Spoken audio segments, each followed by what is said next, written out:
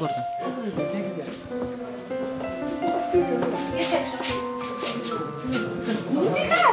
Τι κάνεις? Καλά, είσαι εδώ. Έλα, το βγαίνεις.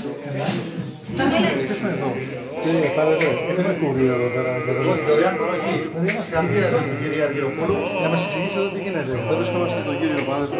Όχι, Δημοτικό δωρεάν κούρεμα. Τι γίνεται εδώ, μας το δείξει. Βεβαίως.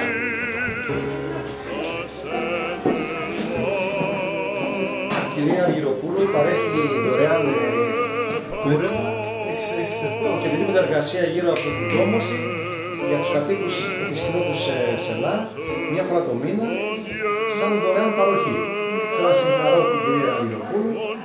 Έχει παρακολουθήσει δηλαδή εδώ πέρα η κοινότητα, ο Δήμος έχει αυτόν τον χώρο και παρέχει μία δημότηση εδώ, μία συγχωριανή μας, τις υπηρεσίες που καθότι είναι οικομόδια, δωρεάν στους κατοίκους και όχι μόνο.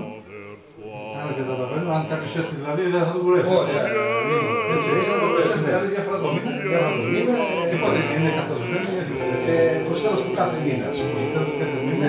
Έρχεται η κυρία Αργυροπούλου, που είναι κομμάτια στην Αθήνα και εδώ μπορεί να κουρευτεί. Αναγιώτη, είσαι από την Υπουργό. Ναι. Είσαι από τον Τσίφο.